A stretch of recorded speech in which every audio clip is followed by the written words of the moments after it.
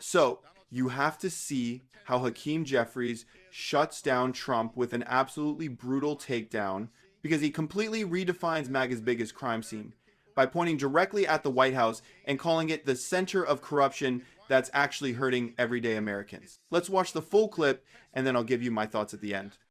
Donald Trump is pretending as if he cares about public safety in Washington, D.C.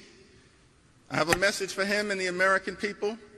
The biggest crime scene that hurts everyday Americans in Washington, D.C. right now is 1600 Pennsylvania Avenue.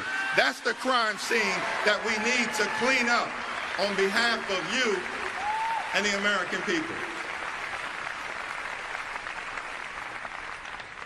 Situation just as bad in the House of Representatives. This is no longer the party of John McCain. It's not the party of Mitt Romney, not the party of Bob Dole. Many of us in the delegation, we served with Speaker John Boehner, Speaker Paul Ryan. They were deeply conservative men, disagreed with them on a whole host of issues.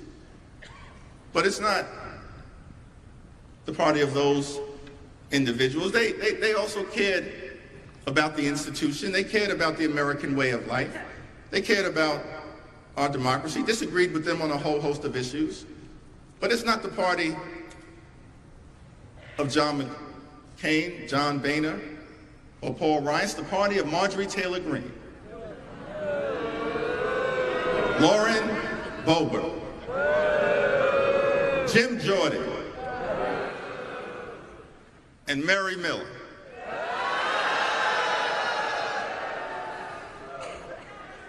I mean, who knew I would miss John Boehner and Paul Ryan so much? But this group of people, acting like nothing more than a reckless rubber stamp in the House and in the Senate for Donald Trump's extreme agenda. Our view as Democrats is very different. We don't work for Donald Trump. We don't work for J.D. Vance. We don't work for Elon Musk. We don't work for billionaire donors. We work for all of you, the American people. And that is what will continue to drive us as we move forward.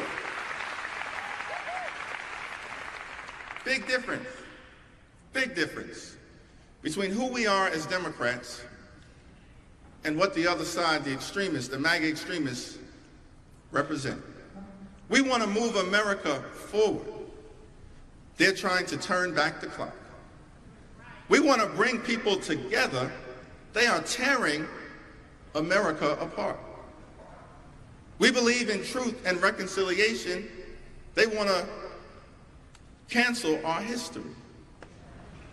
We fight for the people, they fight for the privileged few. We believe in unions and the right to collectively bargain. They want to destroy our freedom to negotiate. But here's a newsflash, straight out of Congress, Democrats will stand with organized labor today. Democrats will stand with organized labor tomorrow. Democrats will stand with organized labor forever. We are the party of organized labor. Your values are our values, and our values are your values. And no one has done more to bring to life the American dream than our partners in organized labor. We stand with you now and forever. That's who we are as Democrats, the party of everyday Americans, of hardworking American taxpayers. We believe that hard work should be rewarded, that everyone should be able to make a living wage, and certainly that the minimum wage, $7.25 an hour in America, is unacceptable and needs to be raised.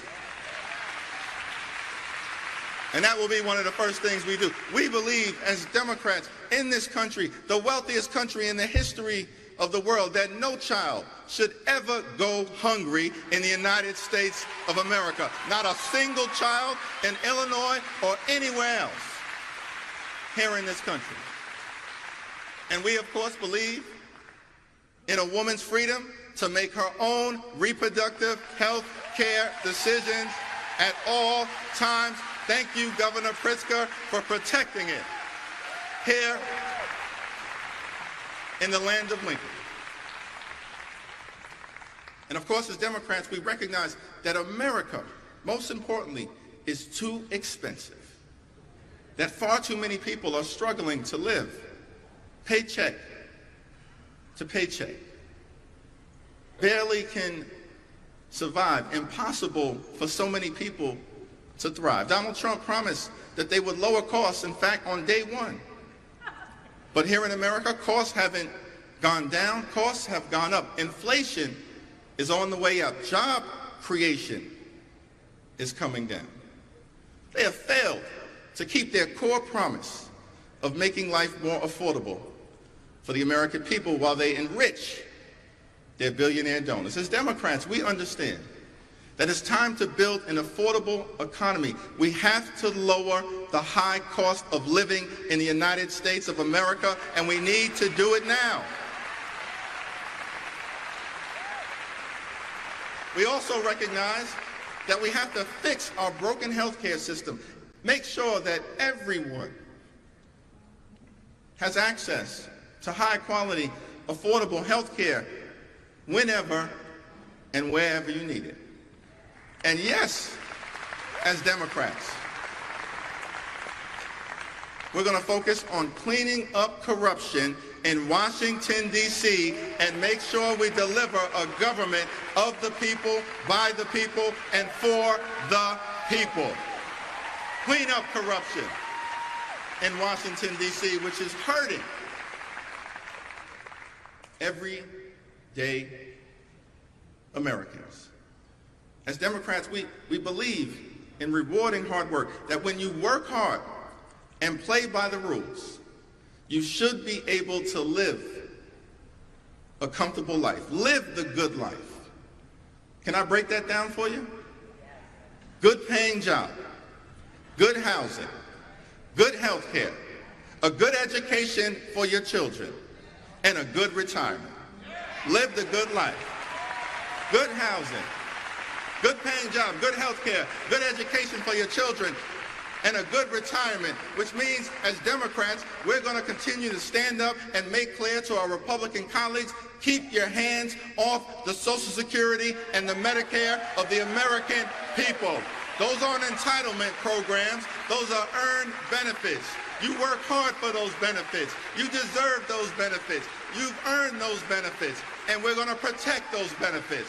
Hands off. Hands off today, hands off tomorrow, hands off this week, hands off next week, hands off this month, hands off next month, hands off this year, hands off next year. Keep your hands off of Social Security and Medicare always and forever. That's the Democratic Party position. I approve that message. God, Hakeem Jeffries just lays it all out there, doesn't he? I mean, the line that always gets me every time I hear it is when he says he misses John Boehner and Paul Ryan. And it's funny, but it's also just, I don't know, it's deeply, deeply sad because he's right. You look back at those guys, and I disagreed with them on, pretty much everything. Their whole vision for America was something I fundamentally rejected. But you never got the sense they wanted to burn the whole building down if they lost, you know? There was still a belief in the institution, in the idea of America, whatever that means. Now, though, the modern Republican Party, it's just a shell. It's been completely hollowed out and is just a vessel for Donald Trump and his personal grievances. It's a cult of personality. There's no coherent ideology anymore beyond loyalty to one man and a commitment to owning the libs. The platform is whatever Trump tweeted, or truthed. Is that even a word? Truthed out this morning. And the people, Jeffries, lists Marjorie Taylor Greene, Lauren Boebert, they're not legislators. They're rage-baiting influencers who happen to have congressional seats. And their only job is to perform for an audience of one. And the hypocrisy of it all is just, it's staggering. Trump pretending to care about public safety in DC.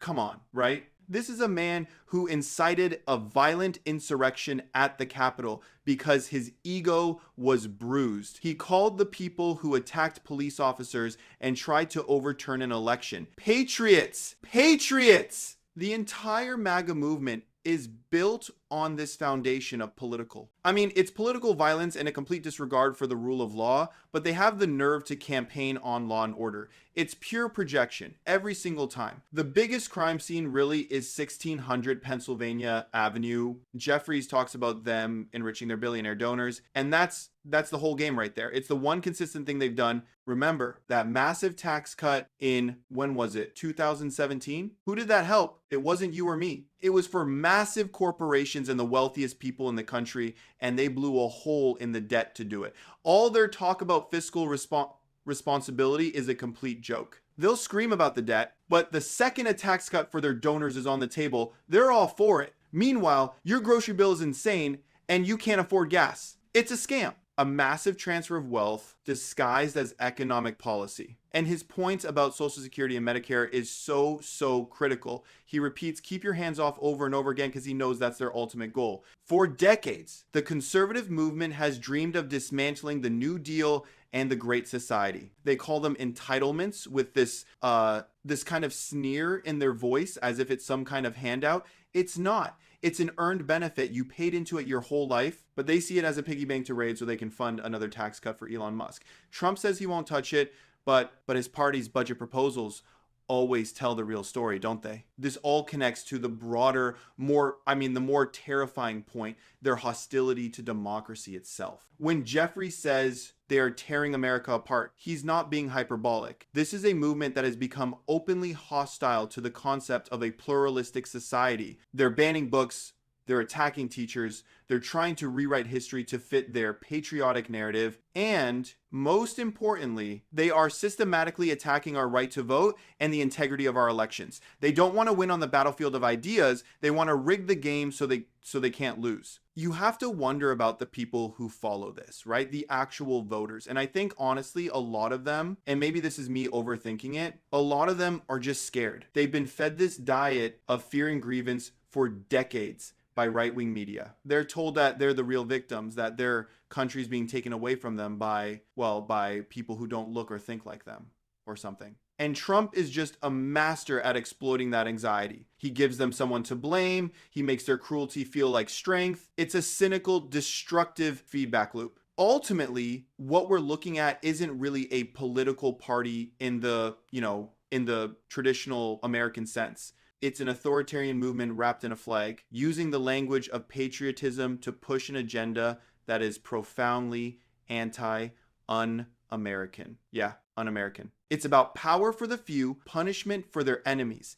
and a complete rejection of democratic norms and basic decency. Jeffries laid it out perfectly. The stakes aren't about tax policy anymore. They're about whether we get to keep our republic. Let me know your thoughts in the comments. While you're down there, hit the like button and subscribe. I appreciate you guys, and I'll see you in the next one.